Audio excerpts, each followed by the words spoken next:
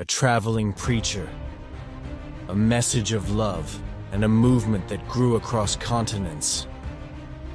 But behind the curtain of free love and faith was exploitation, control, and trauma. This is the dark story of the Children of God occult that began with hippie idealism and spiraled into sex abuse, celebrity connections, and psychological control. In the late 1960s, David Berg, a charismatic ex-pastor, began preaching to the youth in California, those disillusioned by war, politics, and materialism. He called himself Moses David and claimed to be God's end-time prophet. His group, originally the Teens for Christ, soon became known as the Children of God. They lived communally, shared everything, and followed Berg's every word. His teachings were revolutionary, but they were also dangerous. By the 1970s, the group had thousands of followers globally. Berg introduced a new tactic for recruiting men: flirty fishing.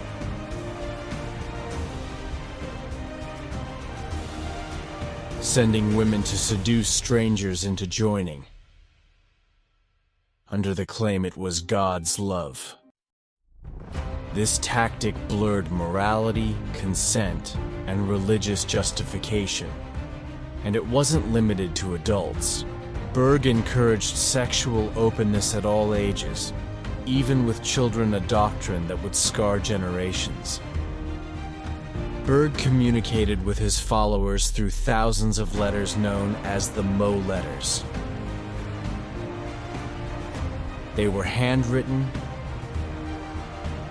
heavily illustrated, and filled with apocalyptic predictions, sexual doctrine, and political rants. He claimed the world was ending and that only his followers would be saved. Obedience was demanded. Dissenters were excommunicated or worse. The group expanded globally. They set up communes in over 80 countries. By the 1980s, they claimed over 10,000 members. Outwardly, they were missionaries spreading love and the gospel. Internally, they were deeply isolated communities where children were often born into the system, never seeing the outside world. Those born inside would later speak of abuse, indoctrination, and psychological trauma. River and Joaquin Phoenix, acclaimed actors, were both born into the cult. Their parents were missionaries. River once spoke about being indoctrinated with guilt from a young age. Actress Rose McGowan was also raised in the cult. She described it as a prison, saying, "We weren't allowed to wear clothes that showed any skin." All three escaped, but not without psychological scars. In the 1990s, survivors began coming forward. They spoke of child sexual abuse, forced marriages, punishments, and mind control. Governments began investigations. Some homes were raided. The group, under scrutiny, tried to rebrand, calling themselves the Family International. They denied abuse, but internal documents and testimonies told a different story. Berg wasn't just a leader, he was a dictator.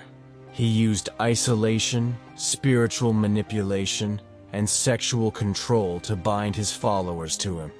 He claimed to receive direct messages from God, often in dreams. Disobedience wasn't just rebellion, it was damnation.